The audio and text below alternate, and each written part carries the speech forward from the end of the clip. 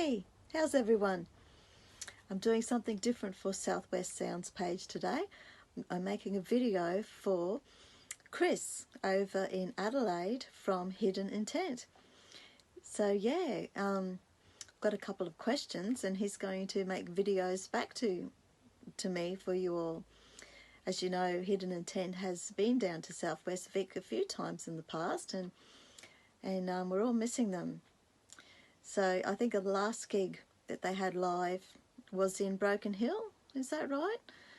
I've seen on your Facebook, or there might have been a few after that. Let us know your last gigs before we've all gone into lockdown.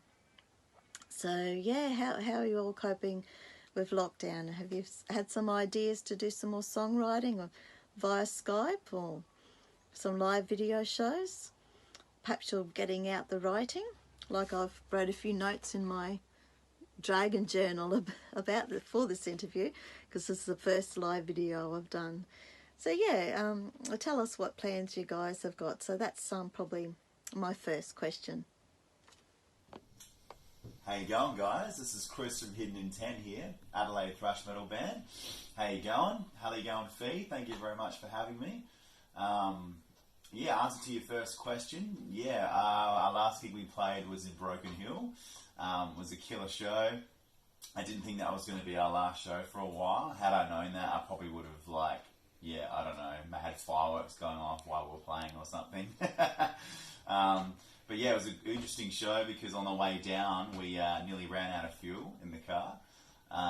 What is really scary being out in the outback and, you know, driving past closed service stations and seeing your kilometres go down. And we got to nil, but luckily we had a 5-litre reserve tank. So we made the show and all was well. We had a killer time. It was a bit of a party vibe because it was the venue's last show because they were having a turnover of staff. So yeah, just they closed all the doors and we just did open bar. So it was great. Heaps good fun. Answer to your question about the lockdown stuff. Yeah, I've just been using this time to focus on our demos. So sometimes I can get at work, I can get some time to record some vocals. So I've been doing that and laying down what my guys like to call the phrasing. So I'm just laying down rough ideas of phrasing and lyrics for our 6 new songs we've got coming up for our new album. So I've been doing a lot of that stuff, writing lyrics as well. I wrote a little bit of lyrics about the virus stuff, but I've tried not to do it too much because I know that everyone's probably doing that. So just focusing on a few other areas. We've got a drinking song, which is pretty cool. I'm really excited about, which is what we're all about, having a good time. And yeah, I'm pretty much using this time just to focus on the little things you forget being in a band, the little errands that you kind of just brush aside, like updating your bio. I had a look at our bio the other day and it was talking about 2018. So I'm like, okay, let's update that. That's really old. So, you know, as much as this lockdown thing does suck, it's been giving me a time to just do the little things that we kind of forget about.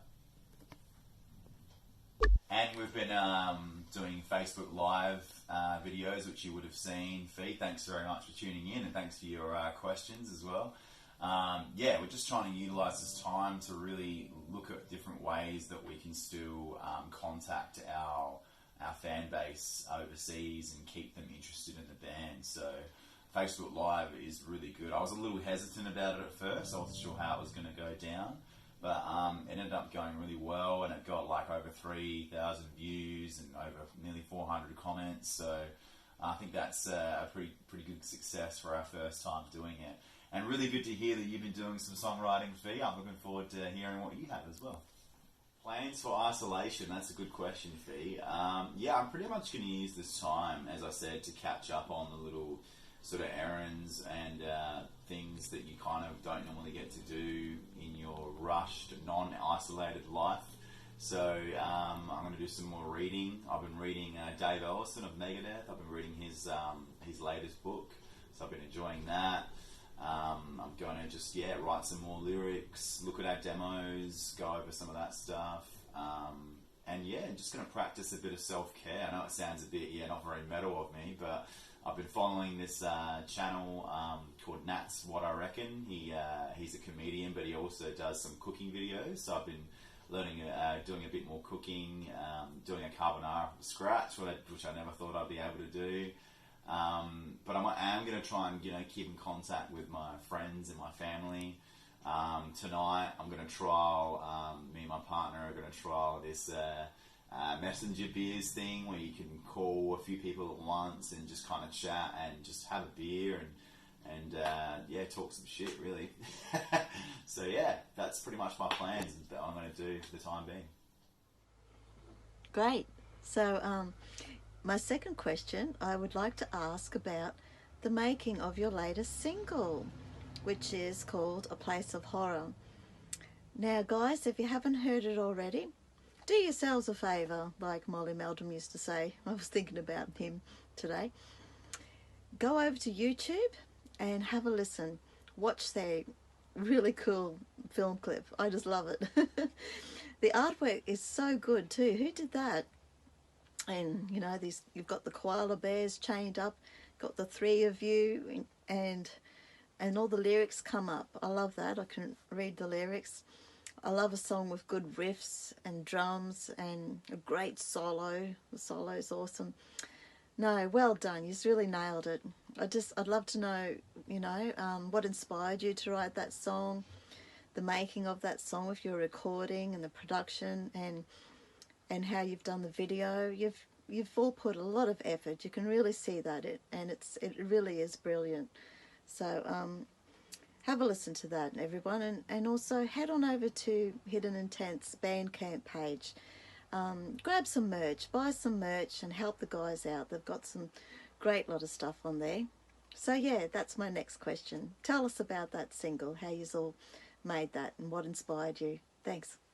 Yeah, that's a really good question. I love A Place of Horror. I think it's a really good track. I think it really represents the band where we are now. It's the inspiration behind it is from Wolf Creek, Mick Taylor in particular of Wolf Creek, the main sort of villain in that film and TV series. I'm a huge fan of Wolf Creek, so I've always wanted to do a song about him. And when we had the riffs for this song, Phil was showing me them, I had the concept of writing a song about more Australian stuff, and so Mick came in my head, and I was like, okay, I'm going to write I don't know any other metal band that's wrote a song about him, so yeah, that's where the inspiration of that song came from. The riffs are very much inspired by when we toured with Lich King, our friends in the US. Those chromatic style riffs, you can definitely tell that we've been on the road on this single. We've seen what works live and what doesn't. We recorded it at Against the Grain studio here in Adelaide by a guy called Andrew Kite. He's recorded all of our stuff so far. But we did do the vocals in a different environment because I, in particular, just wanted to get a different vibe. For me, we went to Hartley Audio, which is also in Adelaide. A guy called Jack Hartley runs that. He's the guitarist of a band called Shatterbrain, who are also killer, so make sure you check them out. For me, recording the vocals was different because my singing style had changed from all the touring we've done, so I got to explore this new avenue with a raspier style of singing. So yeah, I think it's a really good track and it represents the band really well to where we're at now. I'm glad you like it. The artwork was by a guy called All Things Rotten. He's based over in Europe. I forget his actual name. It's a really hard to pronounce European name, so I'm not going to stuff it up and make a fool of myself. So yeah, All Things Rotten. He's really good. He charges really fair, and he did a really killer job on this. So yeah, we wanted to have sort of an Archer cartoony vibe of us and me holding the drop bears back. That's actually influenced from Kerry King of Slayer. There's a picture of Kerry King on the internet of him holding back 3 bulldogs, and Paul had the idea of me holding back the drop bears. So there you go. So yeah, thanks heaps, Chris, for coming onto the Southwest Sounds page via this video for an interview, and would love to hear how you and the boys are going with Hidden Intent. I think the last question I'd like to ask you is, can you give us a little bass riff solo? You know, something you've been writing or something cool from one of your past songs. Love it if you could just make a little video for us of your bass. And yeah, how are your power bars going? You got some left still? I see you've got JD and Megadeth CD, so it looks like you've got it really well set up. Good on you. So you take care of yourself and you keep on rocking, okay? Catch you later. Bass solo? Really? Okay, alright. No one ever asked me this, so thank you very much. Us bass players are a little lonely sometimes. This is a Step Into the Light off our last album, Fear, Prey, Demise. Hope you enjoy it.